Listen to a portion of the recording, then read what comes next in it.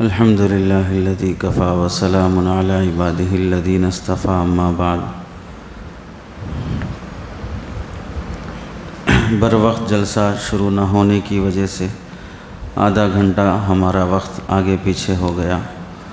جلسے سے کیسے استفادہ کریں، چونکہ ہر ہم میں سے جو بھی شریک ہوا ہے اپنی بڑی بڑی ذمہ داریاں چھوڑ کے آیا ہے۔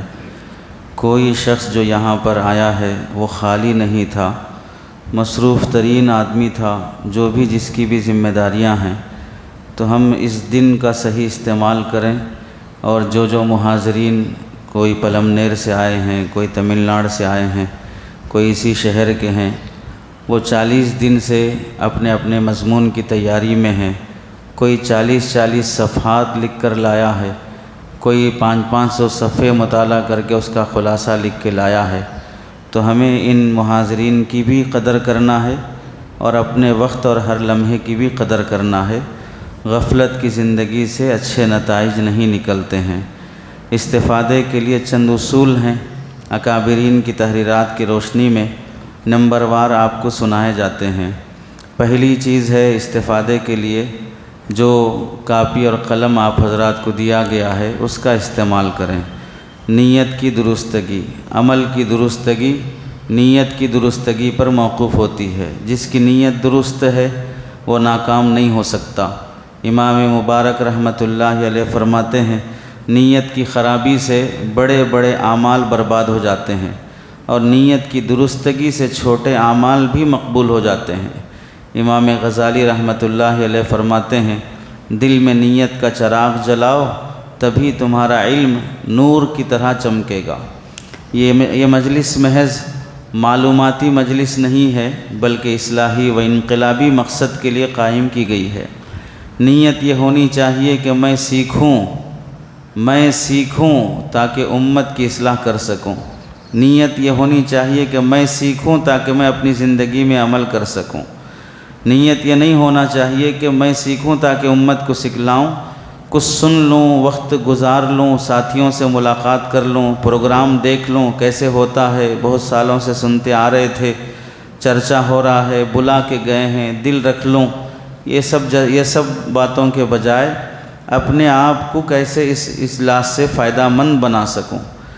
حضرت مولانا الیاس صاحب رحمۃ اللہ علیہ کے ملفوظات میں لکھا ہے سننے والوں کی 3 قسمیں ہوتی ہیں، ایک قانع، دوسرا ناقد، تیسرا طالب۔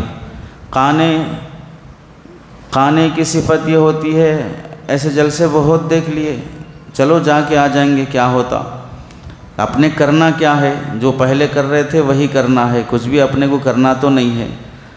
قناعت بھی دراصل تکبر کی صفت ہے کہ آدمی لینا ہی نہیں چاہ رہا ہے، نہ چھوٹوں سے نہ بڑوں سے، اور نہ کسی کی محنت کی قدر کرنا چاہ رہا ہے۔ علمی قناعت کبھی نہیں ہونی چاہیے۔ علم میں تو انسان کو حریص ہونا چاہیے جیسے مال میں حریص ہوتا ہے۔ دوسری قسم ہے ناقد کی، نقد کرنے والے، ان کو یہ جملہ بولنا نہیں چاہیے تھا، یہ اچھا نہیں دکھا، یہ عنوان نہیں ہونا چاہیے تھا، یہ جگہ نہیں ہونا چاہیے تھا، ادھر ٹائم نہیں ہونا چاہیے تھا۔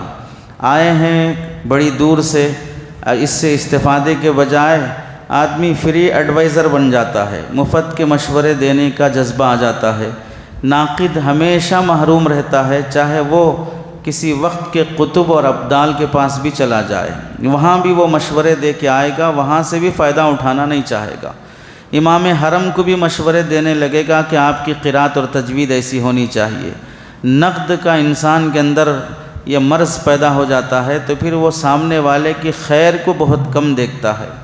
تیسرا جو ہوتا ہے طالب، یہ اصل ہوتا ہے کہ میں یہاں سیکھنے کے غرض سے آیا ہوں، میری زندگی کی شروعات بھی طالب علمانہ سے ہی ہوئی ہے۔ اس لیے نیت کی درستگی ہونی چاہیے۔ اخلاص کے بغیر علم بوجھ بن جاتا ہے، اخلاص کے بغیر علم بوجھ بن جاتا ہے۔ اب تہجد بھی بوجھ ہے، اشراق بھی بوجھ ہے، تلاوت بھی بوجھ ہے، چونکہ وہ علم اخلاص سے سیکھا نہیں گیا، عمل کی توفیق سے محروم رہے۔ دوسری صفت ہے اس اجلاس سے فائدہ اٹھانے کے لیے علمی مجالس کا تقدس باقی رکھنا چاہیے۔ یہ سیاسی مجلس نہیں ہے، مالی مجلس نہیں ہے، بزنس اور تجارت کی مجلس نہیں ہے، منگنی اور نکاح کی مجلس نہیں ہے، یہ علمی مجلس ہیں، اور علمی مجالس انبیاء کی مجالس کا تسلسل ہوتی ہیں۔ وارثین انبیاء اس وراثت کو ایک دوسرے میں منتقل کرتے ہیں۔ مجلس علم جنت کے باغوں میں سے ایک باغ شمار ہوتی ہے، یہاں بیٹھنا بھی عبادت ہے۔ علماء کی مجلس رحمت کے دریا کا وہ کنارہ ہے، جو بیٹھ گیا وہ رحمت کے پانی سے بہر صورت تر ہو گیا۔ مجلس علم میں بیٹھنا 1000 رکعت نفل سے بہتر ہے، اس لیے ادب اور دل جمعی کے ساتھ شریک ہونے کی کوشش کریں۔ تیسری صفت ہے جس کا ہمیں اہتمام کرنا چاہیے، سننے سے زیادہ سمجھنے اور عمل کرنے کا جذبہ ہونا چاہیے۔ مقصد صرف معلومات بڑھانا نہیں ہے، بلکہ اپنی اصلاح اور میدان عمل میں تبدیلی لانا ہے۔ جو بات مفید لگے فوراً نوٹ کر لینا چاہیے، اس پہ غور کرنا چاہیے، اس کا عملی نقشہ بنانا چاہیے۔ علم عمل کی خاطر ہے، محض جمع خاطر کی خاطر نہیں ہے۔ امام حسن بصری رحمۃ اللہ علیہ فرماتے ہیں، سننا عبادت ہے بشرطے کہ عمل کی نیت ہو۔ ابن القیم جوزی رحمۃ اللہ علیہ فرماتے ہیں، جو سنتا ہے مگر عمل نہیں کرتا، وہ ایسی زمین کی طرح ہے جہاں بارش برستی ہے لیکن فصل نہیں اگتی ہے، تو بنجر زمین کہلائے گی۔ ایسے ہی بنجر انسان کہلائیں گے، بنجر مولوی کہلائیں گے۔ چوتھی صفت ہے جس کا ہمیں لحاظ کرنا چاہیے، جو وقت ہم فارغ کر کے آئے ہیں مکمل اعتکاف کی نیت ہو، پورا عصر تک کا وقت فارغ کرنے کی نیت سے بیٹھیں۔ ایسا نہ ہو کہ بلائے تھے منہ دکھا کے چلے جائیں، تھوڑی دیر حاضر ہو کے چلے جائیں تو بھی کافی ہے، خوش ہو جائیں گے۔ خوش تو اللہ کو کرنا چاہیے، بندوں کو کبھی کوئی خوش نہیں کر سکا ہے۔ تو وقت کی قدر، ہر محاضرے کا وقت قیمتی ہوتا ہے، سننے والوں کا وقت بھی قیمتی ہے۔ امام شافعی رحمۃ اللہ علیہ فرماتے ہیں، وقت دولت ہے مگر افسوس یہ ہے کہ سب اسے ضائع کرنے میں لگے ہیں۔ امام راضی رحمۃ اللہ علیہ فرماتے ہیں، ضائع ہوا وقت کبھی واپس نہیں آتا، سوائے حسرت کے کچھ ہاتھ نہیں آتا۔ موبائل کا غیر ضروری استعمال نہیں ہونا چاہیے، تاخیر سے آنے سے برکت اڑ جاتی ہے، پورے انتظامیہ میں انتشار پیدا ہو جاتا ہے۔ وقت کی پابندی خود ایک تربیت کی علامت ہوتی ہے۔ پانچویں صفت ہے جس کا ہمیں لحاظ رکھنا چاہیے، باہمی تعارف اور ربط۔ علماء میں فکر اور دعوتی ہم آہنگی پیدا کرنا، اس طرح کے اجلاس کا بڑا مقصد ہوتا ہے کہ پورے صوبے کے علماء، پورے ضلع کے علماء، گاؤں دیہات اور منڈل کے علماء ایک دوسرے سے ملاقات کریں، تبادلہ خیال ہو، اپنی محنتوں میں ترقی کیسے لائی جا سکے۔ ملاقات کو صرف رسمی بنانا نہیں ہے، مشترکہ دینی منصوبوں کے لیے آپسی ذہن کا ربط قائم کرنا مقصود ہے۔ عالم کا دوسرے عالم سے ملنا علم میں اضافے اور دل میں صفات پیدا کرنے کا ذریعہ ہوتا ہے۔ امام اوزاعی رحمۃ اللہ علیہ فرماتے ہیں، اہل علم کی رفاقت علم کو زندہ کرتی ہے۔ امام شعبی رحمۃ اللہ علیہ فرماتے ہیں، ایک مخلص عالم دوسرے مخلص عالم کے لیے دل کا آئینہ ہوتا ہے، اپنی ساری زندگی اس میں دکھ جاتی ہے کہ میں کتنا ہوں اور یہ کہاں پر ہے۔ چھٹی صفت جس کا ہمیں لحاظ رکھنا چاہیے، اختلاف رائے میں وسعت ظرفی۔ جو محاضرات آئیں گے، فکری تربیت ہو یا علمی ہو، اس کا مطلب یہ ہے کہ صرف اتفاق نہیں ہے بلکہ اختلاف کے ساتھ ادب سیکھنا بھی ہے۔ دوسروں کے نقطہ نظر کو برداشت کرنا علم کی گہرائی اور وسعت کی علامت ہوتی ہے۔ پختہ علم والا، وسیع علم رکھنے والا جلدی اختلاف نہیں کرتا ہے، وہ برداشت کرتا ہے۔ سطحی علم والا نقطے کو نہیں سمجھتا ہے، اس واسطے فوراً مخالفت پہ آ جاتا ہے۔ میری رائے درست ہے مگر غلط بھی ہو سکتی ہے، تمہاری رائے غلط ہے مگر درست بھی ہو سکتی ہے۔ اسی نظریے پر ائمہ اربعہ کے مسالک قائم ہیں، یہی ہمیں سکھایا گیا ہے۔ امام شافعی رحمۃ اللہ علیہ، اختلاف اگر عدل اور ادب سے ہو تو رحمت ہے، انا اور ضد سے ہو تو لعنت ہے۔ دل تنگ ہو تو اختلاف پھر جنگ بن جاتا ہے، کم علمی سے ہو تو دل کا زنگ ہے، کشادہ دلی سے ہو تو وہ خدا کا رنگ ہے۔ اس واسطے اختلاف رائے کو برداشت کرنا سیکھنا چاہیے۔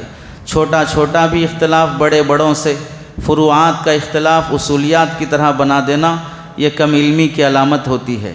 ساتویں صفت جس کا ہمیں لحاظ کرنا چاہیے، امت کے حال پر درد کیسے پیدا ہو۔ ایسے پروگراموں سے امت کے مسائل کے متعلق درد مندی پیدا کرنا مقصود ہوتا ہے۔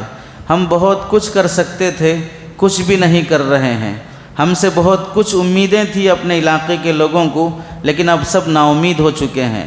وہ ہمیں جو احترام اور جو عزت، جو مرجعیت نصیب ہونی تھی، اس سے ہم محروم ہیں۔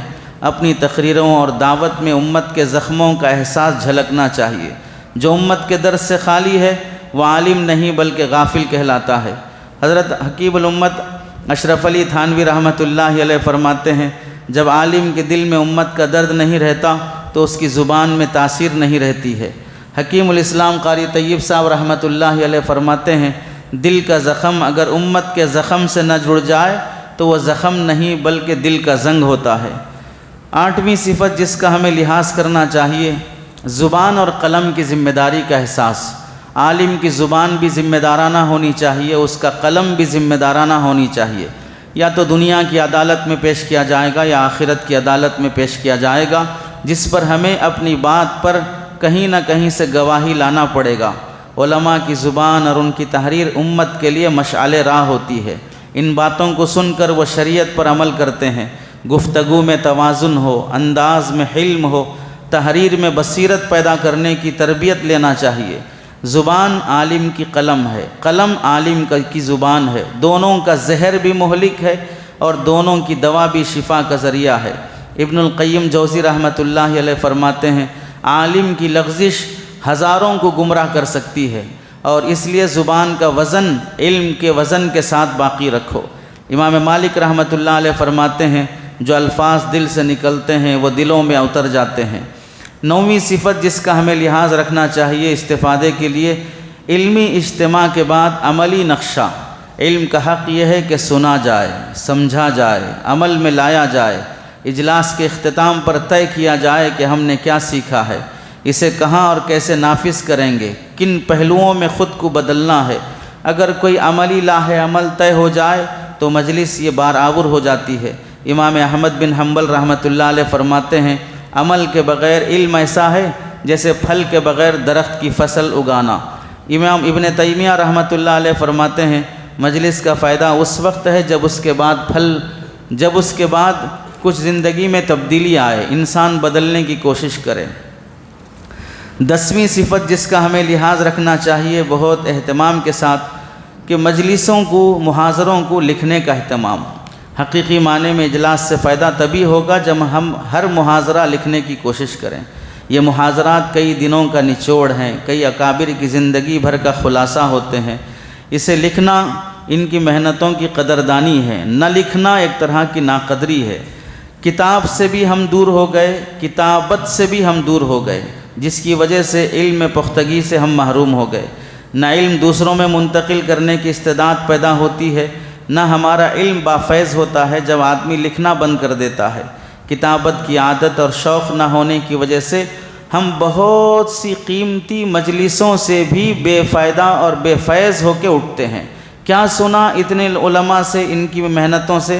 ایسے ہی کوئی خاص بات نہیں تھی، یہ عنوان تھے بس، کوئی ضروری اہم مسئلہ نہیں تھا، کیونکہ نوٹ نہیں کیا، باتوں پہ توجہ نہیں دیا۔ یہاں بیٹھ کے بھی خیر خیریت پوچھتے رہے، یہ وہاں سے آیا، یہ پرانا دوست ہے، یہ نکر یار ہے، یہ ہمارے اعدادیہ کا ہے، ہمارے فارسی کا ہے، ہمارے حفظ کا ہے۔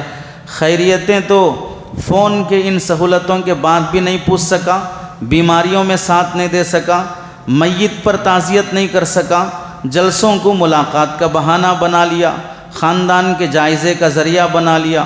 کتابت اور کتاب سے دوری اس دور میں اہل علم میں بھی ایک بڑی مصیبت بن چکی ہے۔ پہلے ہمارے اہل علم کے گھروں میں کم سے کم خطابت کی تو بھی کتابیں ہوا کرتی تھیں، اب وہ بھی نہیں رہتی ہیں۔ مراجع کیا، مصادر کیا، قرآنیات کیا، تواریخ کی کتابیں کیا، رد فرق ضالہ، رد الحاد، رد مغربیت، جدید رسائل اور مجلات، ضروری فنی اور فقہی کتابیں جمع کرنا تو دور کی بات، بلکہ ایک عالم نے لکھا ہے، اس زمانے میں کسی مصنف سے کتاب ہدیہ مانگنا بھی اس کتاب سے بے فائدہ بے فیض ہونے کی علامت ہوتی ہے۔ خرید کر پڑھی جانے والی کتاب سے فائدہ ہوتا ہے، ہدیے میں مانگی جانے والی کتابیں دراصل وہ الماری کی زینت ہوتی ہیں۔ خطیب بغدادی نے لکھا ہے، پوچھا گیا کہ آپ اتنی کتابیں کیوں خریدتے ہیں؟ تو فرمایا، کتابوں نے ہی مجھے یہ مقام عطا کیا ہے۔ جتنا آدمی کا ہنر مضبوط ہوتا ہے اتنے ہی وہ آلات بہترین خریدتا ہے۔ ڈاکٹر ماہر بنا، ایڈوانس الٹرا ساؤنڈ کی مشین لاتا ہے، ایڈوانس قسم کی MRI کی مشین لاتا ہے۔ RMP ڈاکٹر ہے، وہی پرانا تھرمامیٹر لے کے بخار چیک کر رہا ہے۔ ہمارے پاس فارغ ہو گئے، نہ اس مہینے کا مجلہ ہے، نہ کوئی نئی کتاب ہے، نہ کوئی نئی تحقیق ہے، نہ ہندوستان کے فقہی مقالات اور مجالس کی کوئی رپورٹ اور تجاویز ہمارے پاس ہیں۔ امت کو وہی دین دیتے آ رہے ہیں جو کئی زمانوں سے تحقیق اور ترقی کر چکا ہے۔ قاضی اطہر مبارک پوری رحمۃ اللہ علیہ جیسا تحقیق کا غم ہم میں کب آئے گا؟ خطیب بغدادی، علامہ ابن خلدون، علامہ ابن خلقان، ابن جوزی، ابن تیمیہ، علامہ سرخسی جیسے وسعت علم کے جذبے کب پیدا ہوں گے؟ علامہ شبلی، مفکر اسلام، مفکر ملت، حکیم الاسلام، حکیم الامت جیسے علمی گہرائی کب نصیب ہوگی؟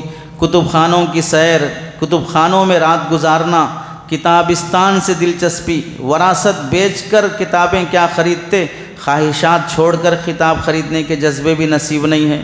حضرت علی میاں ندوی رحمۃ اللہ علیہ مولانا یعقوب صاحب مجددی کی صحبت میں رہ کر صحبت اہل دل کتاب لکھ دی، پوری مجالس کو محفوظ کیا جو آج بھی پڑھی جاتی ہیں۔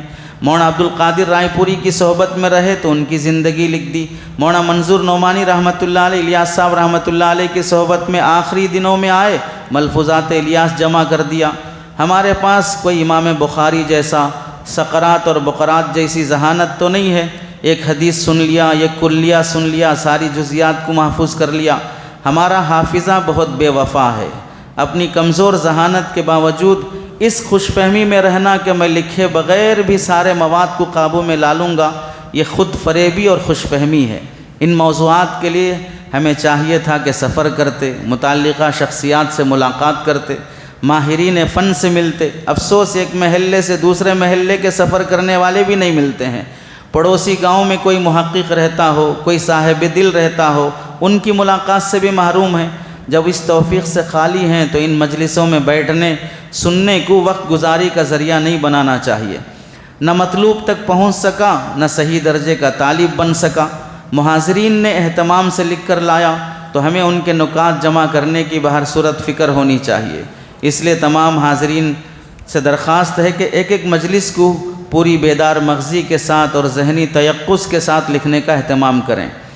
11ویں صفت ہے جس کا ہمیں اہتمام ہونا چاہیے، جسمانی اعتکاف کے ساتھ فکری اعتکاف بھی کر لیں۔